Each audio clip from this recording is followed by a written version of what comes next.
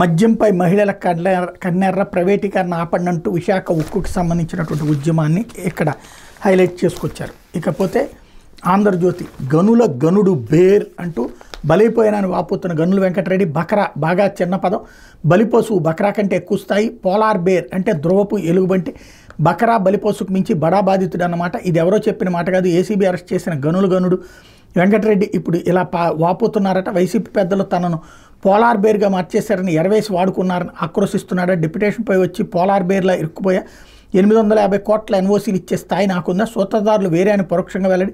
నేటి నుంచి 3 రోజుల పాటు ఏసీబీ కస్టడీకి, చేతులు మారిన సొమ్ములో ఎవరి వాటా ఎంత, ఎవరి ఆదేశాల మేరకు ఇసుక ఒప్పందం జరిగింది, ఎవరు చెప్పారని ఎన్ఓసీ ఇచ్చారు, కీలక ప్రశ్నలతో ఏసీబీ సిద్ధం.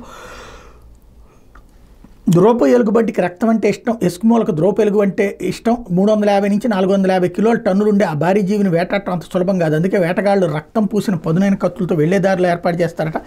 ఎలుగుబంట్లు రక్తం కోసం కత్తిని నాకుతాయి, దాని నాలుగు తెగి దాని నెత్తురు దారగడుతుంది, తన నెత్తురు తానే జూరుకుంటూ చివరికి సమస్యలు పడిపోతుంది. అప్పుడు ఎస్కుమోలు సులువుగా దాన్ని సంహరిస్తారు. తనను కూడా అచ్చం ఇలాగే బలి చేశారని వెంకటరెడ్డి ఇప్పుడు ఆక్రోశిస్తున్నట్టు సమాచారం. వైసీపీ పెద్దల చేతిలో తాను బలైపోయానని, మొత్తం వ్యవహారం అంతా పాత్రధారిని మాత్రమే, సూత్రధారులు వేరే ఉన్నారని చెప్పినట్టు తెలిసింది. పైవాళ్ళు చెప్పకుండా 850 కోట్లకు ఎన్ఓసీలు ఇచ్చే స్థాయి తనకుందని ప్రశ్నించినట్టు సమాచారం అన్నటువంటి వార్తని